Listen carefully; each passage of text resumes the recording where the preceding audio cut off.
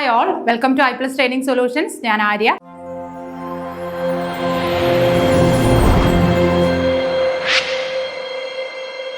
അപ്പോൾ ഇന്ന് ഞാൻ എത്തിയിരിക്കുന്നത് നമ്മുടെ സോഷ്യൽ സയൻസിന്റെ SCERT ടെക്സ്റ്റിലെ 7ാം ക്ലാസ്സിലെ 4ാമത്തെ പാഠഭാഗവുമായിട്ടാണ്. അപ്പോൾ ഈ ഒരു പാഠഭാഗത്ത് നമുക്ക് പഠിക്കാനായിട്ടുള്ളത് നമ്മുടെ സാമൂഹിക പരിഷ്കരണ പ്രസ്ഥാനങ്ങൾ, ഇന്ത്യൻ സ്വാതന്ത്ര്യത്തോടനുബന്ധിച്ച് നമ്മുടെ ഇന്ത്യയിൽ ഉണ്ടായ കുറേ സാമൂഹിക പരിഷ്കരണ പ്രസ്ഥാനങ്ങളുണ്ട് അല്ലെ. ബ്രഹ്മസമാജം, ആര്യസമാജം, അങ്ങനെ തുടങ്ങിയ കുറേ പരിഷ്കരണ പ്രസ്ഥാനങ്ങൾ, സ്വാതന്ത്ര്യ സമരവുമായിട്ട് ബന്ധപ്പെട്ട കുറച്ച് കാര്യങ്ങളൊക്കെയാണ് ഈ ഒരു ചാപ്റ്ററിൽ നമുക്ക് പഠിക്കാനായിട്ടുള്ളത്. അപ്പോൾ നമുക്ക് ചാപ്റ്ററിലേക്ക് പോകാം.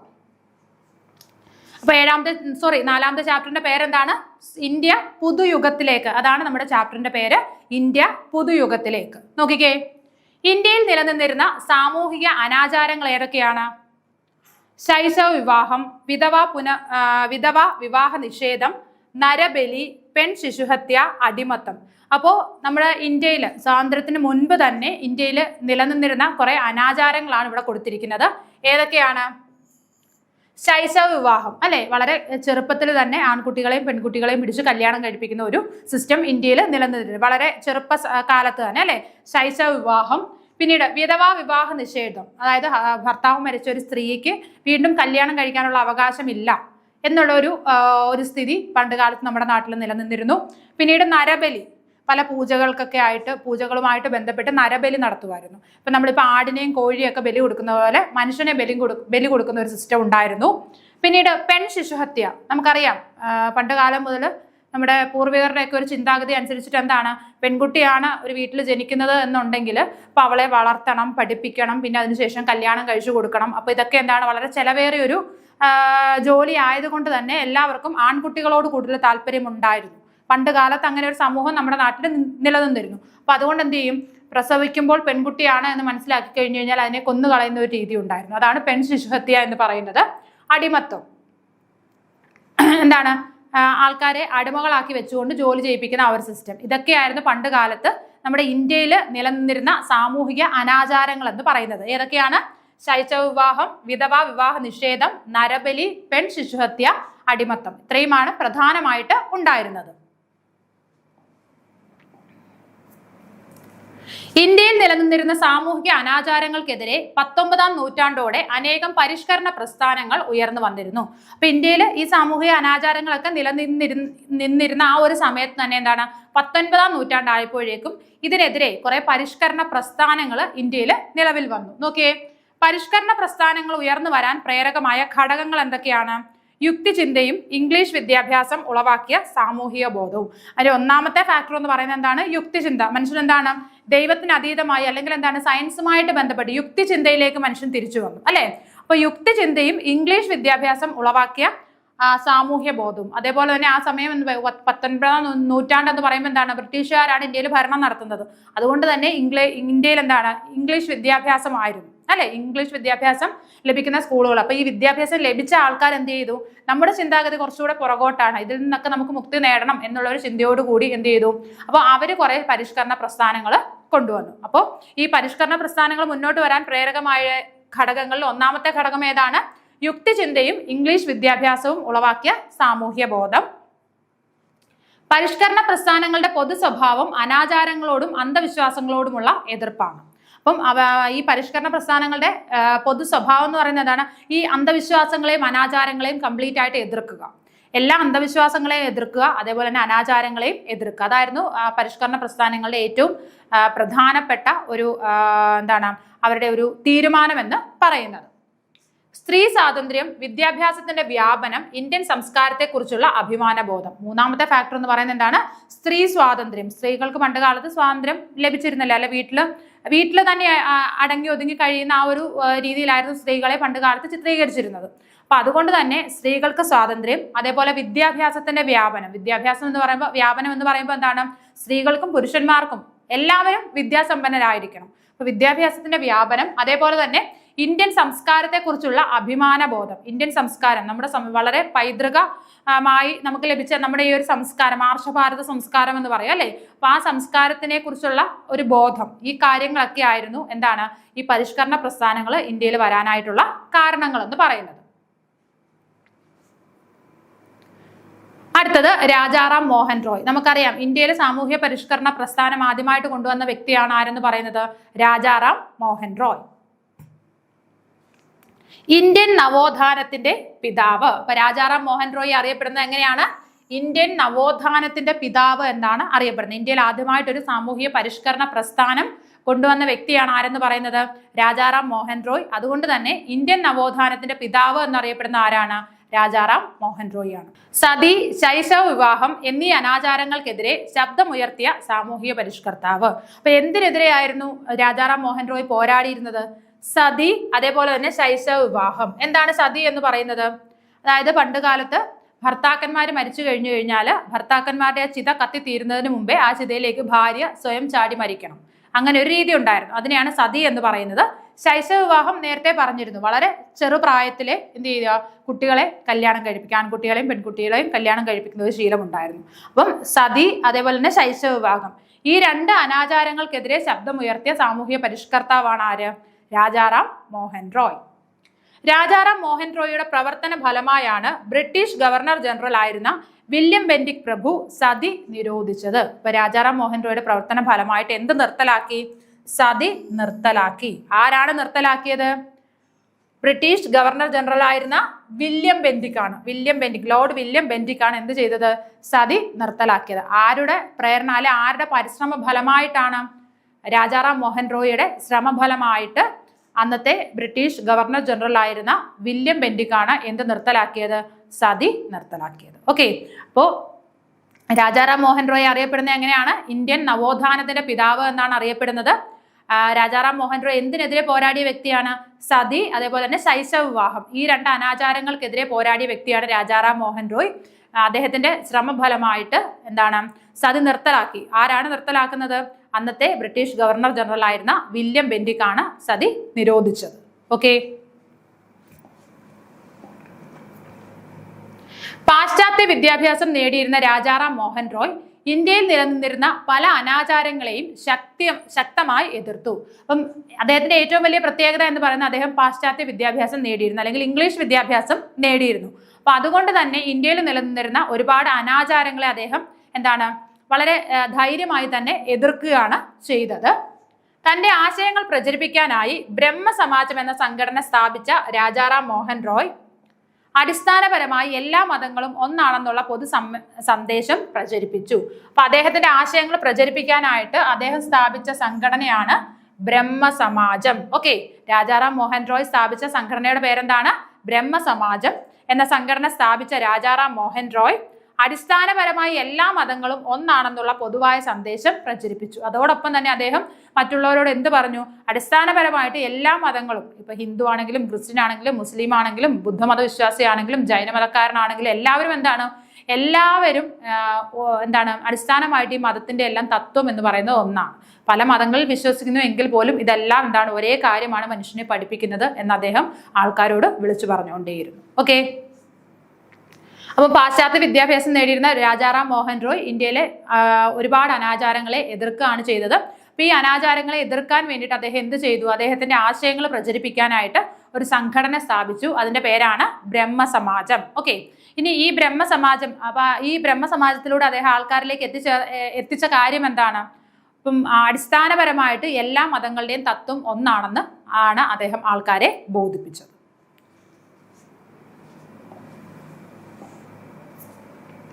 ജാതി സമ്പ്രദായമാണ് ഇന്ത്യക്കാർക്കിടയിലെ അനൈക്യത്തിന് ഉറവിടം എന്ന് വിശ്വസിച്ച സാമൂഹിക പരിഷ്കർത്താവ്. അപ്പൊ എന്താണ്? ഈ ജാതി സമ്പ്രദായമാണ് നമ്മുടെ ഇന്ത്യക്കാർക്കിടയിലെ അനൈക്യം. എല്ലാവരും എന്താണ് പല ജാതിക്കാരാണ്, അല്ലെ വ്യത്യസ്ത മത വിഭാഗത്തിൽപ്പെട്ടവരാണ് എന്നുള്ളൊരു ചിന്താഗതിയാണ് നമുക്കൊരു ഐക്യമില്ലാത്തതിന് കാരണമെന്ന് ആര് ചിന്തിച്ചു? രാജാറാം മോഹൻ റോയ് ചിന്തിച്ചു. അപ്പൊ അദ്ദേഹം പറഞ്ഞു ഈ എന്താണ് ജാതി സമ്പ്രദായമാണ് ഇന്ത്യക്കാർക്കിടയിലെ അനൈക്യത്തിന്റെ ഉറവിടം എന്ന് അദ്ദേഹം മറ്റുള്ളവരെ ബോധിപ്പിച്ചു, അല്ലെങ്കിൽ അതിനെ വേണ്ടിയിട്ടുള്ള കാര്യങ്ങൾ അദ്ദേഹം മറ്റുള്ളവർക്ക് പറഞ്ഞു കൊടുത്തു.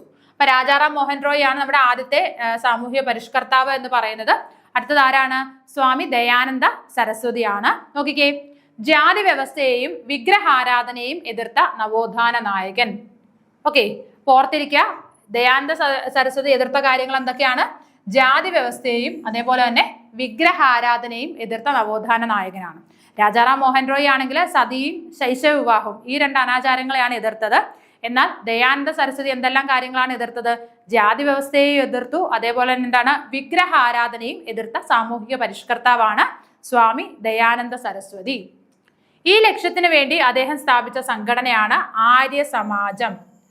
രാജാറാം മോഹൻ റോയ് സ്ഥാപിച്ച സംഘടന ബ്രഹ്മസമാജം, ദയാനന്ദ സരസ്വതി സ്ഥാപിച്ച സംഘടന ആര്യ സമാജം. ഓക്കെ, ആര്യ സമാജം. വേദങ്ങളിലേക്ക് മടങ്ങുക എന്ന് ആഹ്വാനം ചെയ്ത സാമൂഹിക പരിഷ്കർത്താവ്. വേദങ്ങളിലേക്ക് മടങ്ങുക എന്ന് ആഹ്വാനം ചെയ്ത സാമൂഹിക പരിഷ്കർത്താവാണ് സ്വാമി ദയാനന്ദ സരസ്വതി. ഓക്കെ, അപ്പൊ എന്തെല്ലാം കാര്യങ്ങൾ പറഞ്ഞു? ദയാനന്ദ സരസ്വതിയെ കുറിച്ച് ജാതി വ്യവസ്ഥയെയും പിന്നീട് എന്താണ് വിഗ്രഹ ആരാധനയും എതിർത്ത വ്യക്തിയാണ് സ്വാമി ദയാനന്ദ സരസ്വതി. അതിനു വേണ്ടിയിട്ട് അല്ലെങ്കിൽ അദ്ദേഹത്തിന്റെ ആശയങ്ങൾ പ്രചരിപ്പിക്കാൻ വേണ്ടിയിട്ട് സ്ഥാപിച്ച സംഘടനയുടെ പേരെന്താണ്? ആര്യ സമാജം. ആര്യ സമാജം എന്നാണ് ദയാനന്ദ സരസ്വതി സ്ഥാപിച്ച സംഘടനയുടെ പേര്. പിന്നീട് എന്താണ് വേദങ്ങളിലേക്ക് മടങ്ങുക എന്ന് ജനങ്ങളോട് ആഹ്വാനം ചെയ്തു. ഓക്കെ, വേദങ്ങളിലേക്ക് മടങ്ങുക. അടുത്തത് ജ്യോതിറാവു ഫുലെ. ജ്യോതിറാവു ഫുലെ നോക്കിക്കേ, വിധവകളുടെ വിവാഹത്തെ പ്രോത്സാഹിപ്പിക്കുകയും ജാതി വ്യവസ്ഥയെ എതിർക്കുകയും ചെയ്ത സാമൂഹിക പരിഷ്കർത്താവ്. അപ്പൊ വിധവാ പുനർവിവാഹം പ്രോത്സാഹിപ്പിക്കുകയും അതേപോലെ തന്നെ ജാതി വ്യവസ്ഥയെ എതിർക്കുകയും ചെയ്ത സാമൂഹിക പരിഷ്കർത്താവാണ് ആര്? ജ്യോതിറാവു ഫുലെ. ഓക്കെ, ജ്യോതിറാവു ഫുലെ എന്തെല്ലാം കാര്യങ്ങളാണ് ചെയ്തത്? അദ്ദേഹം വിധവാ പുനർവിവാഹത്തെ പ്രോത്സാഹിപ്പിക്കുകയും അതേപോലെ തന്നെ ജാതി വ്യവസ്ഥയെ എതിർക്കുകയും ചെയ്തു. 12 വയസ്സ് വരെയുള്ള കുട്ടികൾക്ക് നിർബന്ധവും സൗജന്യവുമായ വിദ്യാഭ്യാസം നൽകണമെന്ന് വാദിച്ച സാമൂഹിക പരിഷ്കർത്താവ്. 12 വയസ്സ് വരെയുള്ള കുട്ടികൾക്ക് എന്താണ് നിർബന്ധമായും സൗജന്യമായും വിദ്യാഭ്യാസം ലഭ്യമാകണം എന്ന് വാദിച്ച സാമൂഹിക പരിഷ്കർത്താവാണ് ആര്? ജ്യോതിറാവു ഫുലെ.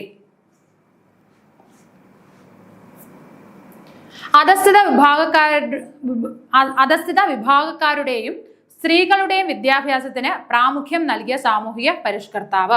അതേപോലെ തന്നെ അദ്ദേഹം ചെയ്ത കാര്യങ്ങൾ എന്തൊക്കെയാണ്? അധസ്ഥിത വിഭാഗത്തിൽപ്പെടുന്ന ആൾക്കാരും അതേപോലെ സ്ത്രീകളുടെയും വിദ്യാഭ്യാസത്തിന് എന്താണ് പ്രാമുഖ്യം നൽകിയ ഒരു സാമൂഹിക പരിഷ്കർത്താവാണ് ആരെന്ന് പറയുന്നത്? ജ്യോതിറാവു ഫുലെ. അപ്പം താഴ്ന്ന അല്ല ആരും തിരിഞ്ഞു നോക്കാനില്ലാത്ത അധസ്ഥിത വിഭാഗത്തിൽപ്പെടുന്ന ആൾക്കാരെയും അതേപോലെ തന്നെ സ്ത്രീകളുടെയും വിദ്യാഭ്യാസത്തിന് വേണ്ടി അഹോരാത്രം പ്രയത്നിച്ച ഒരു വ്യക്തിയാണ് ആര്? ജ്യോതിറാവു ഫുലെ. ഈ ആശയങ്ങളെല്ലാം പ്രചരിപ്പിക്കുന്നതിനായി ജ്യോതിറാവു ഫുലെ സ്ഥാപിച്ച സംഘടനയാണ് സത്യശോധക് സമാജ്. അപ്പൊ ഓരോരുത്തരും ഓരോരോ സംഘടനകൾ സ്ഥാപിച്ചിട്ടുണ്ട്. സംഘടനയും അത് സ്ഥാപിച്ച വ്യക്തിയുടെ പേരും ചിലപ്പോൾ മാച്ച് ദ ഫോളോയിങ് ആയിട്ടൊക്കെ ക്വസ്റ്റ്യൻ തരാം. ഒന്നുകിൽ ഡയറക്റ്റ് ചോദിക്കാം, അതല്ലെന്നുണ്ടെങ്കിൽ എന്താണ് മാച്ച് ചെയ്യാൻ ചോദിക്കാം. അപ്പൊ നമുക്കൊരു കൺഫ്യൂഷൻ വരരുത്, വളരെ ക്ലിയർ ആയിട്ട് തന്നെ പഠിച്ചു പോവുക. ആദ്യം മുതൽ പറയാം. രാജാറാം മോഹൻ റോയ് സ്ഥാപിച്ച സംഘടന ബ്രഹ്മസമാജം. ദയാനന്ദ സരസ്വതിയുടെ ആര്യ സമാജം. മൂന്നാമത് നമ്മൾ പഠിച്ച ഏതാണ്? ജ്യോതിറാവു ഫുലെയാണ്. അദ്ദേഹം സ്ഥാപിച്ച സംഘടന ഏതാണ്? സത്യശോധക് സമാജം. ഓക്കെ, സത്യശോധക് സമാജം.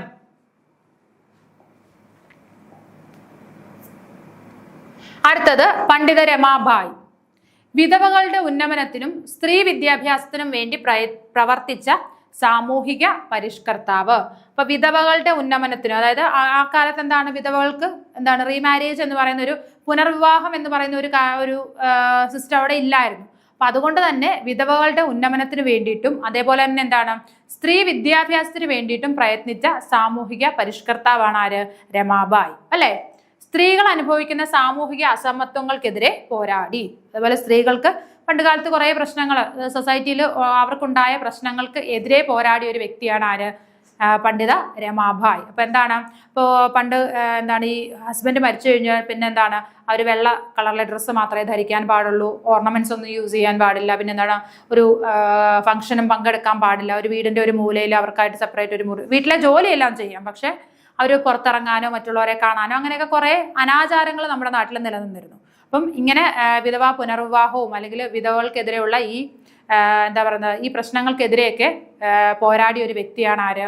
പണ്ഡിത രമാബായി. അതേപോലെ തന്നെ എന്താണ് സ്ത്രീകളുടെ വിദ്യാഭ്യാസം ഇല്ലായ്മ വളരെ ഒരു പ്രശ്നമായിരുന്നു. അപ്പൊ വിദ്യാഭ്യാസം ഉണ്ട്, എല്ലാവർക്കും വിദ്യാഭ്യാസം ഉണ്ടെന്നുണ്ടെങ്കിൽ എല്ലാവരും കുറച്ചുകൂടി എന്താണ് മോഡേൺ ആയിട്ട് ചിന്തിക്കും, അല്ലേ? അങ്ങനെ അതിന്റെ ഒരു ആവശ്യമില്ല. അപ്പം ഒരു സ്ത്രീ എന്ന് പറയുന്നത് ഒരു പുരുഷനെ പോലെ. അപ്പം ഭാര്യ മരിച്ചു കഴിഞ്ഞാൽ ഭർത്താവിന് വിവാഹം കഴിക്കാം, പക്ഷെ ഭർത്താവ് മരിച്ചാൽ ഭാര്യയ്ക്ക് വിവാഹം കഴിക്കാൻ പറ്റില്ല. അതായിരുന്നു അന്നത്തെ സിസ്റ്റം. അപ്പൊ അതെന്തുകൊണ്ട് അങ്ങനെ ഒരു ചിന്ത വന്നു? ഭർത്താവ് മരിച്ചാൽ ഭാര്യയ്ക്കും വേറെ ആവശ്യമുണ്ടെങ്കിൽ വേറൊരു വിവാഹം കഴിക്കാം, അല്ലേ? അവർക്ക് താല്പര്യമുണ്ടെങ്കിൽ മറ്റൊരു വിവാഹം കഴിക്കാം. അങ്ങനെയുള്ള ഒരു ചിന്തയിലേക്ക് ആൾക്കാർ എത്തിച്ചേരണം.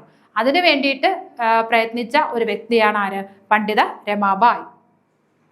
സ്ത്രീകൾ അനുഭവിക്കുന്ന സാമൂഹിക അസമത്വങ്ങൾക്കെതിരെ പോരാടി. ഇപ്പൊ അസമത്വങ്ങൾ എന്ന് പറയുമ്പോൾ ഈ പറഞ്ഞതാണ് ഒരു അസമത്വം. എന്താണ്? ഹസ്ബൻഡ് മരിച്ചാൽ വൈഫ് മരിച്ചു കഴിഞ്ഞാൽ ഹസ്ബൻഡിന് വേറെ കല്യാണം കഴിക്കാം, പക്ഷെ എന്താണ്, തിരിച്ചത് പാടില്ല. അതേപോലെ തന്നെ ഈ വിദ്യാഭ്യാസത്തിന്റെ കാര്യത്തിലൊക്കെ ആണെങ്കിൽ ആൺകുട്ടികൾ, വീട്ടിലുള്ള ആൺകുട്ടികൾക്ക് നല്ല വിദ്യാഭ്യാസം ലഭിക്കുകയും എന്നാൽ പെൺകുട്ടികൾ എന്താണ്, അവരെ സ്കൂളിൽ പോലും കാണാത്ത കുട്ടികൾ ഉണ്ടായിരുന്നു. അപ്പൊ ഈ പറയുന്ന സാമൂഹിക അസമത്വങ്ങൾക്കെതിരെ പോരാടിയ വ്യക്തിയാണ് പണ്ഡിത രമാബായി. സ്ത്രീകളുടെ ഉന്നമനത്തിനായി രമാബായി സ്ഥാപിച്ച സംഘടനയാണ് ആര്യ മഹിളാ സഭ. ഓക്കെ, അപ്പൊ സ്ത്രീകളുടെ ഉന്നമനത്തിനായിട്ട് രമാബായി സ്ഥാപിച്ച സംഘടന ഏതാണ്? ആര്യ മഹിളാ സഭ. ഓക്കെ, അപ്പൊ നമുക്ക് ഒന്നുകൂടി സംഘടനകളെല്ലാം അത് സ്ഥാപിച്ച ആൾക്കാരുടെ പേര് കൂടി ഒന്ന് പറയാം. ആദ്യം ആരാണ്? രാജാറാം മോഹൻ റോയ് ബ്രഹ്മസമാജം, ദയാനന്ദ സരസ്വതി ആര്യ സമാജം, പിന്നീട് ജ്യോതിറാവു ഫുലെ ഏതാണ്? സത്യശോധക് സമാജം. നാലാമത് നമ്മൾ പറഞ്ഞത് പണ്ഡിത് രമാബായി സ്ഥാപിച്ച സംഘടനയുടെ പേരെന്താണ്? ആര്യ മഹിളാ സഭ. അപ്പൊ ആര്യ വെച്ചിട്ട് രണ്ടെണ്ണം ഉണ്ട്, ആര്യ സമാജം ഉണ്ട്, ആര്യ മഹിളാ സഭയും ഉണ്ട്, തെറ്റിപ്പോകരുത്. ഓക്കെ, അപ്പൊ ആര്യ മഹിളാ സഭ, ഇവിടെ ഒരു മഹിള വരുന്നുണ്ട്, സ്ത്രീ വരുന്നുണ്ട്. സോ അത് സ്ഥാപിച്ചത് ആരാണ്? ഒരു ലേഡി തന്നെയാണ്, പണ്ഡിത രമാബായി. ഓക്കെ, അടുത്തത് Sir Syed Ahmad Khan. Okay, Sir Syed Ahmad Khan മുസ്ലിങ്ങൾക്കിടയിൽ ആധുനിക വിദ്യാഭ്യാസത്തിന് പ്രചാരം നൽകിയ സാമൂഹിക പരിഷ്കർത്താവ്. സർ സയ്യിദ് അഹമ്മദ് ഖാൻ എന്ന് പറയുന്നത് മുസ്ലിങ്ങൾക്കിടയിൽ ആധുനിക വിദ്യാഭ്യാസത്തിന് വേണ്ടി പ്രയത്നിച്ച ഒരു സാമൂഹിക പരിഷ്കർത്താവാണ് സർ സയ്യിദ് അഹമ്മദ് ഖാൻ. സർ സയ്യിദ് അഹമ്മദ് ഖാൻ. അപ്പൊ മുസ്ലിങ്ങൾക്കിടയിൽ ആധുനിക വിദ്യാഭ്യാസത്തിന് വേണ്ടി പ്രയത്നിച്ച ഒരു വ്യക്തിയാണ് അദ്ദേഹം. മുഹമ്മദൻ ആംഗ്ലോ ഓറിയന്റൽ കോളേജ് സ്ഥാപിച്ച വ്യക്തിയാണ്. അതേപോലെ തന്നെ എന്താണ്? മുഹമ്മദൻ ആംഗ്ലോ ഓറിയന്റൽ കോളേജ്, അദ്ദേഹം സ്ഥാപിച്ച കോളേജിന്റെ പേരാണ്, ഓർത്തിരിക്കുക, മുഹമ്മദൻ ആംഗ്ലോ ഓറിയന്റൽ കോളേജ് സ്ഥാപിച്ചു. മുഹമ്മദൻ ആംഗ്ലോ ഓറിയന്റൽ കോളേജ് ഇപ്പോൾ അറിയപ്പെടുന്ന പേര് അലിഗഡ് മുസ്ലിം സർവകലാശാല. അത് വളരെ ഇമ്പോർട്ടന്റ് ആണ്, ഓർത്തിരിക്കുക. അപ്പോ സർ സയ്യിദ് അഹമ്മദ് ഖാൻ സ്ഥാപിച്ച കോളേജിന്റെ പേരെന്താണ്? മുഹമ്മദൻ ആംഗ്ലോ ഓറിയന്റൽ കോളേജ് എന്നാണ്. എന്നാൽ ഇന്ന് അതിനെ ഏത് പേരിൽ അറിയപ്പെടുന്നു? അലിഗഡ് മുസ്ലിം സർവകലാശാല എന്ന് അറിയപ്പെടുന്നു. ഓക്കെ, അലിഗഡ് മുസ്ലിം സർവകലാശാല. ഓക്കെ, ക്ലിയർ ആയല്ലോ? അപ്പൊ അലിഗഡ് മുസ്ലിം സർവകലാശാല സ്ഥാപിച്ചത് ആരാണ്? സർ സയ്യിദ് അഹമ്മദ് ഖാൻ ആണ്. ഓക്കെ, അടുത്തത് സ്വാമി വിവേകാനന്ദൻ. ജാതീയമായ നീചത്വങ്ങളെ എതിർക്കുകയും സ്ത്രീ വിദ്യാഭ്യാസത്തെ പ്രോത്സാഹിപ്പിക്കുകയും ചെയ്ത സാമൂഹിക പരിഷ്കർത്താവ്.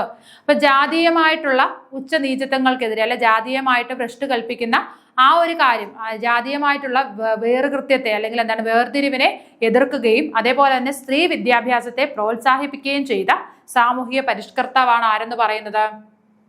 സ്വാമി വിവേകാനന്ദൻ. വിശ്വ സാഹോദര്യത്തിന് ഊന്നൽ കൊടുത്ത സാമൂഹിക പരിഷ്കർത്താവ്. അതേപോലെ തന്നെ വിശ്വ സാഹോദര്യത്തിന് ഊന്നൽ കൊടുത്ത സാമൂഹിക പരിഷ്കർത്താവും ആര് തന്നെയാണ്? സ്വാമി വിവേകാനന്ദനാണ്. സ്വാമി വിവേകാനന്ദന്റെ ഗുരുവാണ് ശ്രീരാമകൃഷ്ണ പരമഹംസർ. ഇപ്പൊ സ്വാമി വിവേകാനന്ദൻ ആരുടെ ശിഷ്യനാണ്? ശ്രീരാമകൃഷ്ണ പരമഹംസരുടെ ശിഷ്യനാണ് സ്വാമി വിവേകാനന്ദൻ.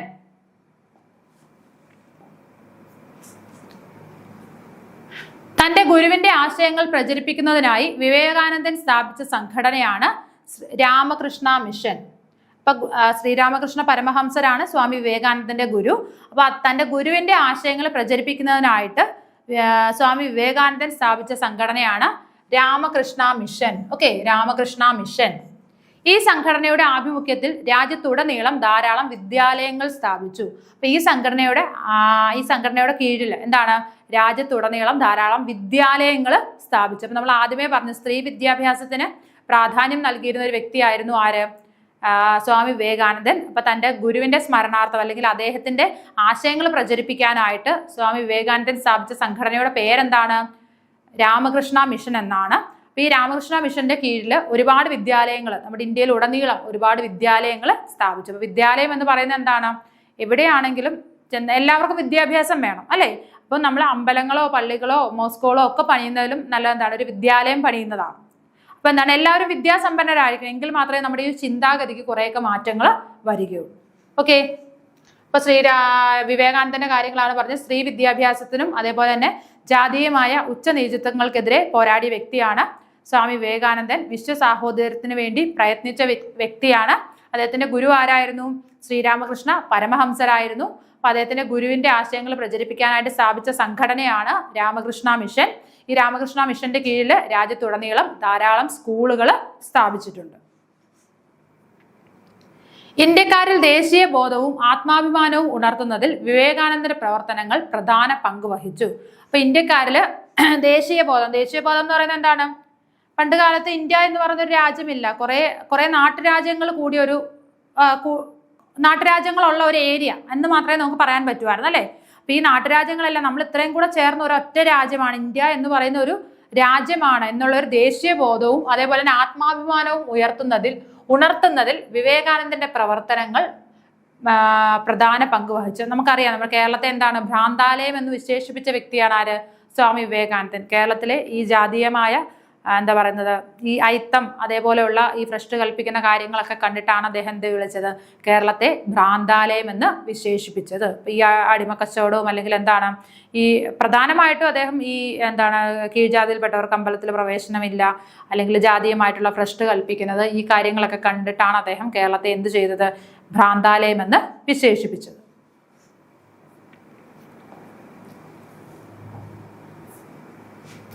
സാമൂഹിക പരിഷ്കർത്താക്കൾ ഇന്ത്യൻ ജനതയിൽ ഒരു പുത്തൻ ഉണർവ് സൃഷ്ടിച്ചത് എങ്ങനെ? ഇനി ഈ സാമൂഹ്യ പരിഷ്കർത്താക്കൾ നമ്മൾ ആരുടെയൊക്കെ പേര് പറഞ്ഞു? രാജാറാം മോഹൻ റോയ്, സ്വാമി ദയാനന്ദ സരസ്വതി, ജ്യോതിറാവു ഫുലെ, പിന്നീട് ആരാണ്? പണ്ഡിത രമാഭായ്, സർ സയ്യിദ് അഹമ്മദ് ഖാൻ, പിന്നീട് ആരാണ്? സ്വാമി വിവേകാനന്ദൻ. അപ്പൊ 6 പേരെ കുറിച്ചാണ് നമ്മളിവിടെ പറഞ്ഞത്. അപ്പൊ ഈ പറയുന്ന സാമൂഹ്യ പരിഷ്കർത്താക്കളൊക്കെ ഇന്ത്യൻ ജനതയിൽ ഉണ്ടാക്കിയ പുത്തൻ ഉണർവ് എന്താണെന്നാണ് നമ്മൾ നോക്കാനായിട്ട് പോകുന്നത്. നോക്കിയേ, ജാതിക്കും മതത്തിനും അതീതമായി മാനവികതയിൽ ഊന്നിക്കൊണ്ടുള്ള വിശ്വസാഹോദര്യത്തിന്റെ കാഴ്ചപ്പാട് ഇന്ത്യക്കാരിൽ വളർത്തിയെടുക്കാൻ സാമൂഹ്യ പരിഷ്കർത്താക്കൾക്ക് കഴിഞ്ഞു. ഇപ്പൊ എന്താണ്? ഇപ്പൊ ജാതിയും മതവും ഒന്നുമല്ല വലുത്, അതിനും അപ്പുറം എന്താണ്? മാനവികത, മനുഷ്യത്വം എന്ന് പറയുന്ന ഒരു കാര്യമുണ്ട് അല്ലേ. അപ്പോൾ സ്വജാതിയാണ് അല്ലെങ്കിൽ വേറൊരു ജാതി അല്ല വേറൊരു മതത്തിൽപ്പെട്ട ഒരു വ്യക്തിയാണ്, അതുകൊണ്ട് അയാൾക്ക് ദാഹിച്ചിരിക്കുകയാണെങ്കിൽ വെള്ളം കൊടുക്കണ്ട, അങ്ങനെയൊക്കെ ഉള്ള ഒരു ചിന്തയൊന്നുമല്ല. എല്ലാവരും മനുഷ്യരാണ് അല്ലെ, വിശ്വസാഹോദര്യം ആ ഒരു ചിന്തയിലേക്ക് മനുഷ്യനെ എത്തിച്ചേർക്കാൻ അല്ലെ മനുഷ്യനെ അവിടേക്ക് കൊണ്ടുവരാനായിട്ട് ആർക്ക് സാധിച്ചു? ഈ പറയുന്ന സാമൂഹ്യ പരിഷ്കർത്താക്കൾക്ക് സാധിച്ചു. അതിനകത്ത് ഇവരെല്ലാവരും ഇത് കൂടാതെ കുറെ ആൾക്കാരുണ്ട്. പ്രധാനമായിട്ടാണ് നമ്മൾ ഈ 6 പേരുടെ പേര് പറഞ്ഞത് അല്ലേ. അപ്പം ഇവർക്കെല്ലാം അങ്ങനെ ഒരു ചിന്ത, എല്ലാവരും മനുഷ്യരാണ്, എല്ലാവരും ശരീരത്തോട് ഒഴുകുന്ന ചോരയുടെ നിറം എന്ന് പറയുന്നത് എന്താണ്? ചുവപ്പാണ് എന്നുള്ളൊരു വിശ്വാസം മനുഷ്യരിലേക്ക് എത്തിക്കാനായിട്ട് കുറേയൊക്കെ നല്ല രീതിയിൽ ആർക്ക് കഴിഞ്ഞു? ഈ പറയുന്ന സാമൂഹിക പരിഷ്കർത്താക്കൾക്ക് കഴിഞ്ഞു. എല്ലാ സാമൂഹ്യ പരിഷ്കർത്താക്കളും വിദ്യാഭ്യാസത്തിന് പ്രാധാന്യം നൽകിയിരുന്നു. അവർ പുതിയ വിദ്യാലയങ്ങൾ സ്ഥാപിക്കാൻ മുൻകൈയെടുത്തു. ഇത് വിദ്യാഭ്യാസ പുരോഗതിക്ക് കാരണമായി. അപ്പൊ ഈ സാമൂഹ്യ പരിഷ്കർത്താക്കൾ എല്ലാവരും തന്നെ എന്താണ്? വിദ്യാഭ്യാസത്തിന് കൂടുതൽ പ്രാധാന്യം നൽകിയിരുന്നു. വിദ്യാഭ്യാസം ഉണ്ടെങ്കിൽ നമ്മുടെ ഈ ചിന്താഗതി മാറുമെന്ന് അവർക്ക് ഉറപ്പുണ്ടായിരുന്നു. അപ്പൊ അതുകൊണ്ട് തന്നെ വിദ്യാഭ്യാസത്തിന് കൂടുതൽ പ്രാധാന്യം നൽകുകയും ഒരുപാട് വിദ്യാലയങ്ങൾ സ്ഥാപിക്കുകയും ചെയ്തു. അങ്ങനെ എന്താണ്? വിദ്യാഭ്യാസം നല്ല രീതിയിൽ പുരോഗമിച്ചു എന്ന് തന്നെ നമുക്ക് പറയാം. അപ്പൊ ഈ സാമൂഹ്യ പരിഷ്കർത്താക്കള് വിദ്യാഭ്യാസത്തിന് ഇമ്പോർട്ടൻസ് കൊടുത്തവരായിരുന്നു. അതുകൊണ്ട് തന്നെ എന്താണ്? രാജ്യത്തുടനീളം അവരെ കൊണ്ടാവുന്നത് പോലെ അവർ കുറെ വിദ്യാലയങ്ങൾ സ്ഥാപിച്ചു. ആ വിദ്യാലയങ്ങൾ വഴി എന്താണ്? നമുക്ക് വിദ്യാഭ്യാസ പുരോഗതി ഉണ്ടായി. ഇന്ത്യയുടെ പൈതൃകത്തെക്കുറിച്ച് മനസ്സിലാക്കുന്നതിനും സ്വന്തം രാജ്യത്തെക്കുറിച്ച് ഇന്ത്യക്കാരിൽ അഭിമാനബോധവും ആത്മവിശ്വാസവും വളർത്തുന്നതിനും സാധിച്ചു. അതേപോലെ തന്നെ നമ്മുടെ പൈതൃകം നമുക്കറിയാം, നമ്മുടെ ആർഷഭാരത സംസ്കാരം എന്നാണ് പറയുന്നത് അല്ലെ. അതിഥി ദേവോ ഭവ. എന്താണ്? നമ്മളെ ഒരാൾ പുറത്തുനിന്ന് വരുന്ന, അതായത് നമ്മുടെ വീട്ടിൽ ഒരു അതിഥിയായിട്ട് വന്നു കഴിഞ്ഞാൽ എന്താണ്?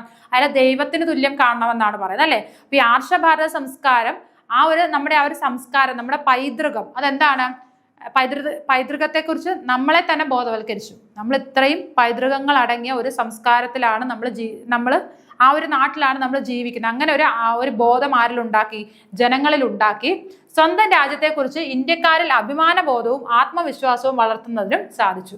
അതേപോലെ തന്നെ സ്വന്തം രാജ്യത്തെക്കുറിച്ച്, ഇപ്പൊ ഇന്ത്യ നമ്മുടെ രാജ്യമാണ്, സ്വന്തം രാജ്യത്തെക്കുറിച്ചൊരു അഭിമാനബോധവും പിന്നീട് എന്താണ്? ആത്മവിശ്വാസവും വളർത്തുന്നതിനും ഇത് കാരണമായി. ഇപ്പം നമ്മൾ നമ്മുടെ നാട് എന്താ പറയുന്നത് എത്ര ആണ് എന്ന് പറഞ്ഞാലും പെട്ടെന്ന് നമ്മൾ നാഷണൽ ആണെന്ന് കേൾക്കുമ്പോൾ നമ്മൾ ഒന്ന് അറ്റൻഷനായിട്ട് എഴുന്നേറ്റ് നിൽക്കും അല്ലേ. അതെന്തുകൊണ്ടാണ്? നമ്മൾ ചെറിയ കാലം മുതലേ നമ്മൾ പഠിച്ചു വരുന്ന ഒരു കാര്യമാണ്. ഇത് നമ്മുടെ നാഷണൽ ആന്തമാണ്, നമ്മുടെ ദേശീയ ഗാനമാണ്. അത് എവിടെ നിന്നാലും നമ്മൾ എന്ത് ചെയ്യണം? നമ്മൾ അവിടെ അറ്റൻഷനായിട്ട് നമ്മൾ അതിനെ ബഹുമാനിക്കുകയാണ് ചെയ്യുന്നത് അല്ലേ. അതേപോലെ നമ്മുടെ നാഷണൽ ഫ്ലാഗിനെ കാണാം, നമ്മളത് വലിച്ചു കീറാൻ സമ്മതിക്കുമോ? ഇല്ല. അതേപോലെ തന്നെ അങ്ങനെ നമ്മളെല്ലാവരും എത്ര പല ജാതിയിൽപ്പെട്ടവരായിക്കോട്ടെ, പല മതസ്ഥരായിക്കോട്ടെ, എന്തായാലും നമുക്ക് നമ്മുടെ രാജ്യം അത് നമ്മുടെ രാജ്യമാണ്. നമുക്കൊരു പേട്രിയോട്ടിസം എന്ന് പറയുന്ന ഒരു വിശ്വാസം നമ്മുടെ എല്ലാവരുടെയും മനസ്സിലുണ്ട് അല്ലേ. ഇപ്പം നമ്മുടെ മതമാണോ അല്ലെങ്കിൽ നമ്മുടെ രാജ്യമാണോ വലുതെന്ന് ചോദിച്ചു കഴിഞ്ഞാൽ ഏറ്റവും കൂടുതൽ പേരും പറയുന്ന അഭിപ്രായം എന്തായിരിക്കും? എനിക്ക് എൻ്റെ രാജ്യം തന്നെ വരും എന്ന് പറഞ്ഞാൽ നമ്മൾ നമ്മുടെ രാജ്യത്തിന് വേണ്ടി ഒരുപാട് കാര്യങ്ങൾ ചെയ്തു എന്നല്ല. പക്ഷേ അങ്ങനെ ഒരു ബോധം നമ്മുടെ മനസ്സിൽ വളർന്നത് എങ്ങനെയാണ്? ഈ സാമൂഹ്യ പരിഷ്കർത്താക്കൾ പണ്ട് കാലം മുതലേ നമ്മുടെ പൂർവികരിൽ ഉണ്ടാക്കിയെടുത്ത ആ ഒരു ബോധമാണ്. നമ്മളെല്ലാവരും ഇന്ത്യക്കാരാണ്, അല്ലെങ്കിൽ നമ്മുടെ മനസ്സിൽ എന്താണ്, നമ്മൾ ആ ഇന്ത്യക്കാർ, നമ്മളെല്ലാവരും ഒന്നാണ് എന്നുള്ളൊരു ചിന്ത ചെറുപ്പത്തിലെ മറ്റുള്ളവരുടെ മനസ്സിലുണ്ട്. അത് നമ്മുടെ പൂർവികർ അത് പകർന്ന് ഓരോ തലമുറയ്ക്കും പകർന്നു തന്നതുകൊണ്ടാണ് നമ്മളും ഇപ്പോഴും ആ ഒരു രീതിയിൽ തന്നെ ജീവിക്കുന്നത്. അടുത്തത് നവോത്ഥാന നായകർ, പ്രസ്ഥാനം, പ്രധാന പ്രവർത്തനങ്ങൾ. അപ്പൊ ഇനി ഇതിനകത്ത് ഡീറ്റെയിൽ ആയിട്ടൊന്നുമില്ല, നമ്മൾ ഇത്രയും നേരം ഡീറ്റെയിൽ ആയിട്ട് പറഞ്ഞു. ഇനി ഓരോ നവോത്ഥാന നായകരും എന്തെല്ലാം പ്രസ്ഥാനങ്ങളാണ് സ്ഥാപിച്ചത്, അതുപോലെ തന്നെ എന്താണ് അവര് ഉണ്ടാക്കിയിരുന്ന ആ പ്രസ്ഥാനം കൊണ്ട് അവർ നേടിയെടുത്ത കാര്യങ്ങൾ എന്തൊക്കെയാണ്, അത് മാത്രമാണ് പറയുന്നത്. നോക്കിക്കേ, ഒന്നാമത്തെ രാജാറാം മോഹൻ റോയ്. സംഘടന ഏതാണ്? ബ്രഹ്മസമാജം. രാജാറാം മോഹൻ റോയ് സ്ഥാപിച്ച സംഘടന ബ്രഹ്മസമാജമാണ്. അദ്ദേഹം എന്തെല്ലാം കാര്യങ്ങളാണ് ചെയ്തത്? സതിയും ശൈശവ വിവാഹവും നിർത്തലാക്കാൻ പരിശ്രമിച്ചു, വിധവാ വിവാഹം പ്രോത്സാഹിപ്പിച്ചു. അപ്പൊ സതി നിർത്തലാക്കി, അതേപോലെ തന്നെ ശൈശവ വിവാഹവും നിർത്തലാക്കാനായിട്ട് ശ്രമിച്ചു. പിന്നീട് എന്താണ്? വിധവ പുനർവിവാഹത്തെ പ്രോത്സാഹിപ്പിക്കുകയും ചെയ്തു. ഓക്കെ, അതാണ് രാജാറാം മോഹൻ റോയുടെ ബ്രഹ്മസമാജത്തിലൂടെ നടന്നത്. അടുത്തത് അടിസ്ഥാനപരമായി എല്ലാ മതങ്ങളും ഒന്നാണെന്നുള്ള പൊതു സന്ദേശം പ്രചരിപ്പിച്ചു. അത് നമ്മൾ കഴിഞ്ഞ ക്ലാസ്സിലല്ല ആദ്യം തന്നെ പറഞ്ഞിട്ടുണ്ടായിരുന്നു അല്ലെ. എല്ലാ മതങ്ങളും ഒന്നാണെന്നുള്ള ഒരു ബോധ്യം മനുഷ്യനിലേക്ക് എത്തിക്കാനും ആര് ശ്രമിച്ചു? രാജാറാം മോഹൻ റോയ് ശ്രമിച്ചു. രണ്ടാമത്തത് സ്വാമി ദയാനന്ദ സരസ്വതി. അദ്ദേഹം സ്ഥാപിച്ച സംഘടന ആര്യ സമാജം. അതെന്തൊക്കെയാണ് ചെയ്തത്? ജാതി വ്യവസ്ഥയും വിഗ്രഹാരാധനയും എതിർത്തു, വേദങ്ങളിലേക്ക് മടങ്ങുക എന്ന് ജനങ്ങളോട് ആഹ്വാനം ചെയ്തു. ദയാനന്ദ സരസ്വതി സ്ഥാപിച്ച സംഘടന ഏതാണ്? ആര്യ സമാജമാണ്. ഇപ്പൊ ജാതി വ്യവസ്ഥയും അതേപോലെ തന്നെ വിഗ്രഹാരാധനയും എതിർത്ത വ്യക്തിയാണ് സ്വാമി ദയാനന്ദ സരസ്വതി. വേദങ്ങളിലേക്ക് മടങ്ങുക എന്ന് അദ്ദേഹം ജനങ്ങളോട് ആഹ്വാനം ചെയ്യുകയും ചെയ്തു. നമ്മുടെ ആ വേദകാലത്തിലേക്ക് മടങ്ങുക, വേദങ്ങളിൽ നൽകിയിരിക്കുന്ന നല്ല കാര്യങ്ങൾ പറയുക, പഠിക്കുക എന്ന് പറഞ്ഞ് വേദങ്ങളിലേക്ക് മടങ്ങാൻ അദ്ദേഹം എന്ത് ചെയ്തു? ആൾക്കാരെ ഉദ്ബോധിപ്പിച്ചു. അടുത്തത് ജ്യോതിറാവ് ഫുലെ, സത്യശോധക് സമാജ്. ജ്യോതിറാവ് ഫുലെ സ്ഥാപിച്ച സംഘടന സത്യശോധക് സമാജാണ്. 12 വയസ്സ് വരെയുള്ള കുട്ടികൾക്ക് നിർബന്ധവും സൗജന്യവുമായ വിദ്യാഭ്യാസം നൽകണമെന്ന് വാദിച്ചു, വിധവാ വിവാഹത്തെ പ്രോത്സാഹിപ്പിച്ചു. ഇപ്പൊ എന്താണ്? ഇപ്പൊ 12 വയസ്സ് വരെയുള്ള കുട്ടികൾക്ക് നിർബന്ധിത വിദ്യാഭ്യാസം വേണം, അവർക്ക് സൗജന്യവുമായിരിക്കണം, നിർബന്ധമായിട്ടും കുട്ടികളെ സ്കൂളിൽ വിടണം എന്ന് പറഞ്ഞ വ്യക്തിയാണ് ജ്യോതിറാവ് ഫുലെ. അതേപോലെ തന്നെ എന്താണ്? വിധവ പുനർവിവാഹത്തെ പ്രോത്സാഹിപ്പിച്ച വ്യക്തി കൂടിയാണ് ജ്യോതിറാവ് ഫുലെ. ജാതി വ്യവസ്ഥയെ എതിർത്തു, അധസ്ഥിത വിഭാഗത്തിലെ സ്ത്രീകളുടെയും കുട്ടികളുടെയും വിദ്യാഭ്യാസത്തിന് പ്രാധാന്യം നൽകി. ജാതി വ്യവസ്ഥ അദ്ദേഹം എല്ലാവരും അൾട്ടിമേറ്റ് ആയിട്ട് എല്ലാവരും എതിർത്തത് എന്താണ്? ജാതി വ്യവസ്ഥയെ തന്നെയാണ് അല്ലെ. അതേപോലെ തന്നെ എന്താണ്? അധസ്ഥിത വിഭാഗത്തിൽപ്പെട്ട സ്ത്രീകളുടെയും കുട്ടികളുടെയും ഉന്നമനത്തിന് വേണ്ടി പ്രയത്നിച്ച ഒരു വ്യക്തിയാണ് ജ്യോതിറാവു ഫുലെ. പണ്ഡിത രമാഭായ്, ആര്യ മഹിളാ സഭ. അവര് സ്ഥാപിച്ച സംഘടന ഏതാണ്? ആര്യ മഹിളാ സഭയാണ്. സ്ത്രീകൾ അനുഭവിക്കുന്ന സാമൂഹിക അസമത്വങ്ങൾ ഇല്ലാതാക്കാനും വിധവകളുടെ ഉയർച്ചയ്ക്കും വേണ്ടി സ്ത്രീ വിദ്യാഭ്യാസത്തിന് വേണ്ടിയും പ്രയത്നിച്ചു. പണ്ഡിത രമാബായി സ്ഥാപിച്ച സംഘടന ആര്യ മഹിളാ സഭയാണ്. സ്ത്രീകൾ അനുഭവിക്കുന്ന സാമൂഹ്യ അസമത്വങ്ങൾ ഇല്ലാതാക്കാനും വിധവകളുടെ ഉയർച്ചയ്ക്ക് വേണ്ടിയിട്ടും സ്ത്രീ വിദ്യാഭ്യാസത്തിന് വേണ്ടിയിട്ടും എന്ത് ചെയ്തു? സ്ത്രീ വിദ്യാഭ്യാസത്തിന് വേണ്ടിയിട്ടും കഠിനമായിട്ട് പ്രയത്നിച്ച ഒരു വ്യക്തിയാണ് പണ്ഡിത രമാഭായ്. ഓക്കെ, അപ്പൊ ഇത്രയും കാര്യങ്ങളാണ് നമുക്ക് ഈ ഒരു സെഷനിൽ പറയാനായിട്ടുള്ളത്. പ്രധാനമായിട്ട് നമ്മൾ എന്താണ് പറഞ്ഞത്? സാമൂഹിക പരിഷ്കരണ പ്രസ്ഥാനങ്ങൾ അല്ലെ. ഓരോ പരിഷ്കർത്താവും സ്ഥാപിച്ച സംഘടനകൾ ഏതൊക്കെയാണ്, അതിന്റെ പ്രധാനപ്പെട്ട അവർ ചെയ്തുകൊണ്ടിരുന്ന കാര്യങ്ങൾ എന്തൊക്കെയാണ്. അപ്പം ഇത് വളരെ ഇമ്പോർട്ടൻ്റ് ആണ്, ഓർത്തിരിക്കുക. ഒരു ക്വസ്റ്റ്യൻ ഉറപ്പായിട്ട് നിങ്ങളുടെ എക്സാമിന് ചോദിക്കും. അപ്പോൾ ഓരോ സാമൂഹ്യ പരിഷ്കർത്താക്കൾ ആരൊക്കെയാണ്, അവർ സ്ഥാപിച്ച സംഘടനകൾ ഏതൊക്കെയാണ് വ്യക്തമായിട്ട് പഠിച്ചിരിക്കുക. അതിന്റെ എയിമുകൾ എന്തൊക്കെയാണ്, ഇത്രയും കാര്യങ്ങളാണ് നമ്മൾ ഈ ഒരു സെഷനിൽ പറഞ്ഞത്. അപ്പോൾ ഇതിന്റെ ബാലൻസുമായിട്ട് മറ്റൊരു വീഡിയോയിൽ വീണ്ടും കാണാം. Okay, thank you.